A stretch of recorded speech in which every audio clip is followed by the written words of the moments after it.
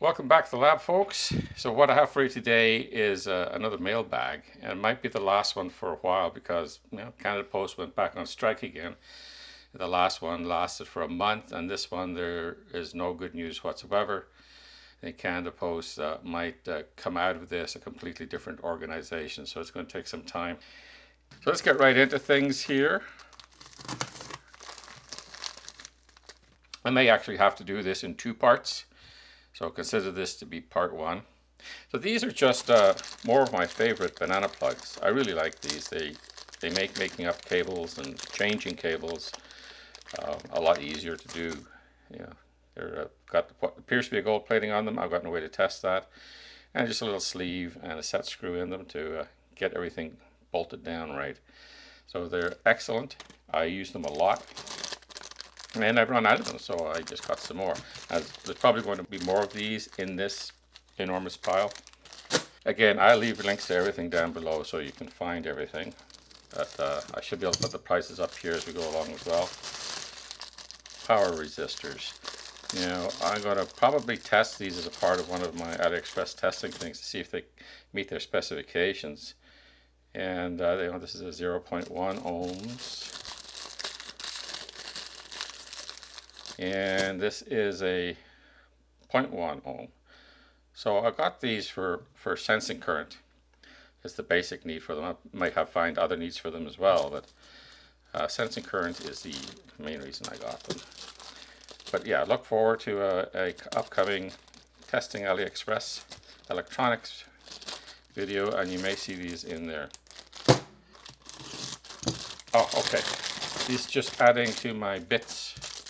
I'm trying to get my tools sorted out so that I have a minimum number of tools in my tool drawer. I just went through it the other day and I found duplicates of a bunch of things. But this should help. That way I can just have a handle and pop these in, and then I have nut drivers. So the same handle can also be used for screwdrivers. So that reduces the amount of stuff I need to keep in my drawer. So these will come in real handy. Yeah, it's just a little 1/4-inch drive handle for putting 1/4-inch drive sockets on. So that's one of the things I will be adding into my toolbox. Yes. This has got to do with my reshaping my tool cabinet. These are all sorts of different size hex bits. So these will fit into the same handle that these will fit into. So, and my idea is to have maybe 4 or 5 different handles. There's a lot of bits in here, and they seem to be magnetically controlled. I'm going to have a few handles, and my favorite or most popular bits will be in those. That way I can keep the less popular ones to the side and change them out whenever necessary. But it looks like these have like 2 or 3 of each size. Yes, I'm going to get my tools rationalized. And speaking of handles, I got some of these. I think it was in the last mailbag video, and maybe even the one before that as well. So there should be like 3 in this order here. But yeah, these are perfect for doing that sort of thing. So there you go. And of course they'll fit these bits as well, like so. And they got a little magnet in to hold the bit in place, and a very, very nice bearing on the end here that just seems to go on forever. Yeah, very nice indeed. Here's another one of the same. Never let go. Oh, they got nice little sayings on them. These are just some of my favorite panel mount banana sockets. They're nothing special. They're for small projects. These would have come in handy just the other day. I did find a replacement for them though. Now I don't have to have some in stock. And yeah, it looks like I'm going to have to do some repair there. So it's a preamplifier with tone control. I'll have to remove that, straighten it out, put it back in. Hopefully it still works. And these are based on the NE5532 op amp, so they should be pretty good. The reason I got this was to try and build up a hybrid tube guitar amp, just to play around with. I built that little tube amplifier, this one here.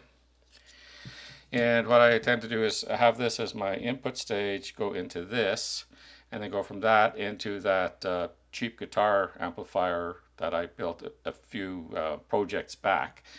I'll try to put a link to that video up in the corner there, and see if it works the way we expect it to.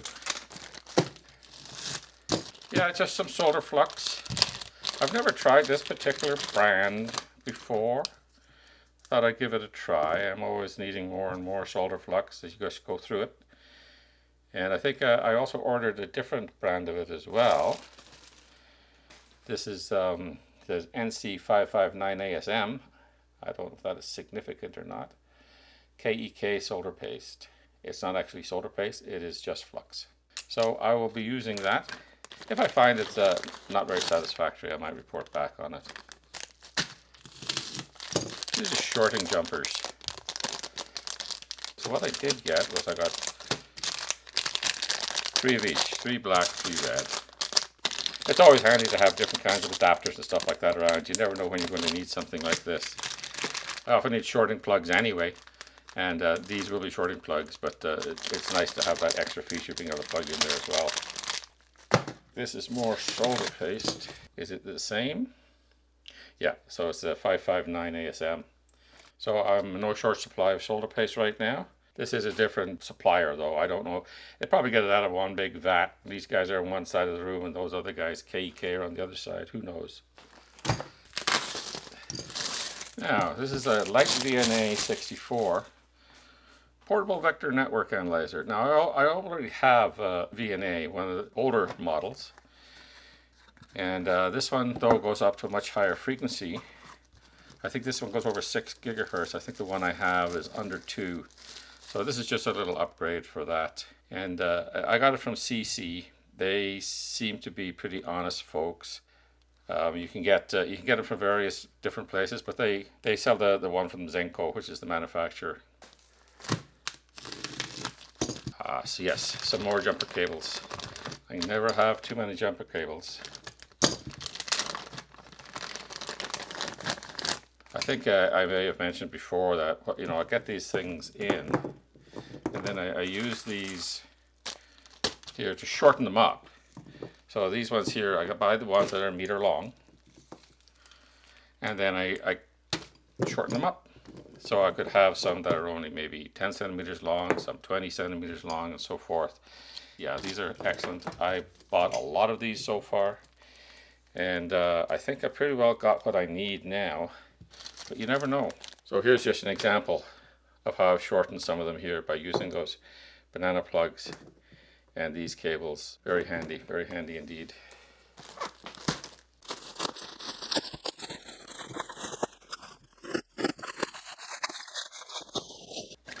These are just a couple of solder stands. I normally just have my solder lying around, but I recently got a solder stand and I really like it. I like the way it all works, and so I got a couple more for each soldering iron station. Are these all okay? Yeah, so put your solder on there. These ones have got nice heavy steel roller in them.